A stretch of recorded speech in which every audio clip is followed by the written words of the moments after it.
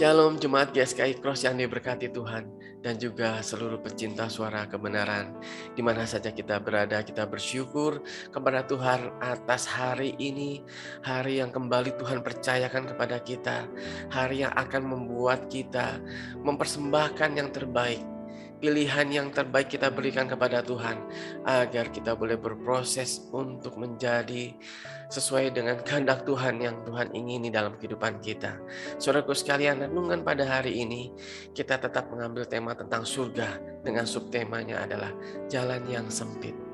Mari saudaraku sekalian, kita buka Alkitab kita yang kita ambil di dalam kitab Matius 7 ayat yang ke-13 dan ayat yang ke-14. Ayat yang ke-13. Masuklah melalui pintu yang sesak itu, karena lebarlah pintu dan luaslah jalan yang menuju kepada kebinasaan, dan banyak orang yang masuk melaluinya.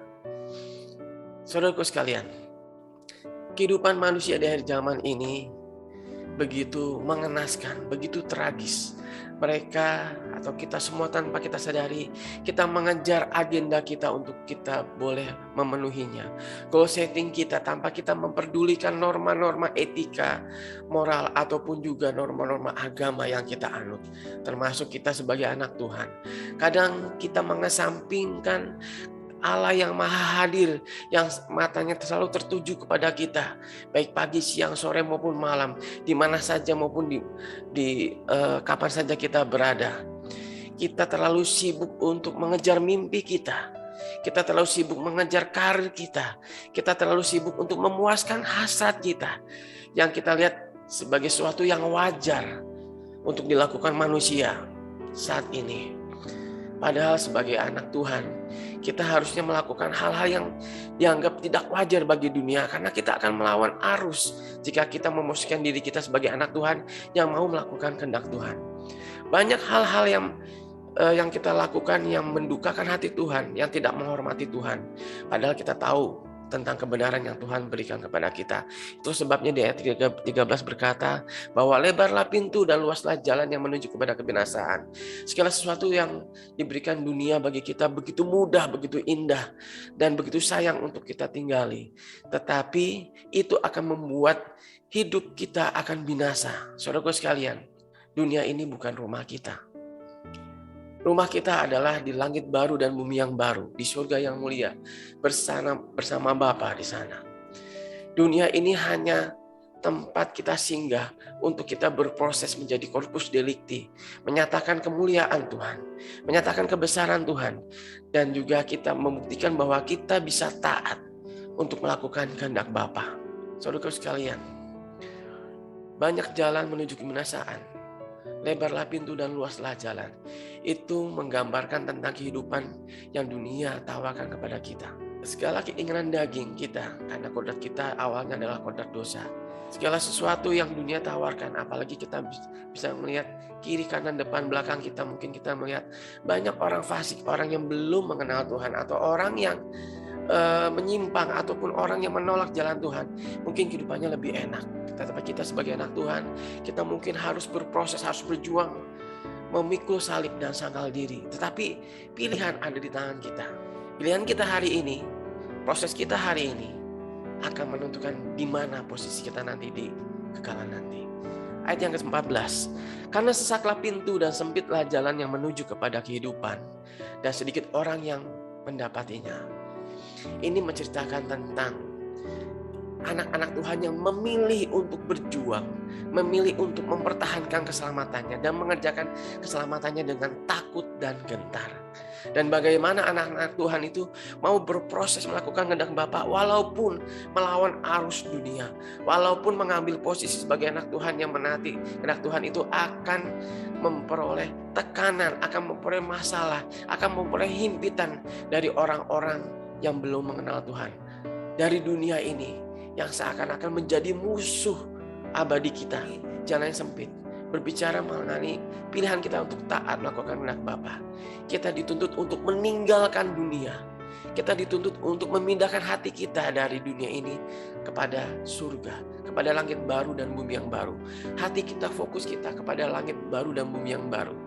Kita dituntut untuk memiliki kehidupan yang kudus, yang berkenan, yang tidak bercacat, tidak bercela di hadapan Bapa. agar Tuhan mau menerima kita sebagai anaknya, mau mengakui kita sebagai anaknya. Jangan sampai kita mengaku sebagai anak Tuhan, tetapi Tuhan tidak mau mengakui kita sebagai anaknya, karena kita tidak mau melalui jalan yang sempit. Kita tidak mau memikul salib dan sangkal diri. Banyak saudaraku sekalian di kehidupan sekarang ini, anak-anak Tuhan lebih memilih untuk menjalani kehidupan yang wajar di mata orang dunia. Membalas kejahatan dengan kejahatan. Dia tidak mau mengampuni orang-orang yang bersalah kepada dia. Dia selalu mengedepankan egonya atau kesombongannya. Kalau orang itu baik kepada saya, maka saya akan baik kepada dia. Kalau orang itu jahat, saya pun tidak akan baik kepada dia. Itu adalah kehidupan yang wajar bagi orang dunia, saudara. Tetapi itu tidak wajar di mata Tuhan. Karena di mata Tuhan adalah kita harus melakukan apa yang baik. Baik itu orang yang baik kepada kita, terlebih orang yang tidak baik kepada kita. Kita harus tetap memberkati mereka. Dengan perilaku kita yang menyukakan hati Bapa, kita harus bisa menjadi teladan. Kita harus bisa menjadi terang. Kita tetap harus membawa damai di tengah-tengah kehidupan dunia yang bergolak ini. Saudaraku sekalian, itu adalah pilihan kita. Di saat kita direndahkan, di saat kita tidak dihargai, di saat kita terkatakan, di saat kita butuh pertolongan, atau di saat orang-orang dunia mencemooh kita, gaya hidup kita. Itulah pilihan kita. Disinilah kita akan diuji apakah kita tetap mau berlaku sebagai anak Tuhan, mempermuliakan nama Tuhan, mempermuliakan nama Bapa kita di surga. Karena kita adalah anak-anak terang, anak-anak Tuhan yang harus membawa damai. Tuhan Yesus berkata, berbahagialah orang yang membawa damai, karena dia akan disebut dengan anak-anak Allah.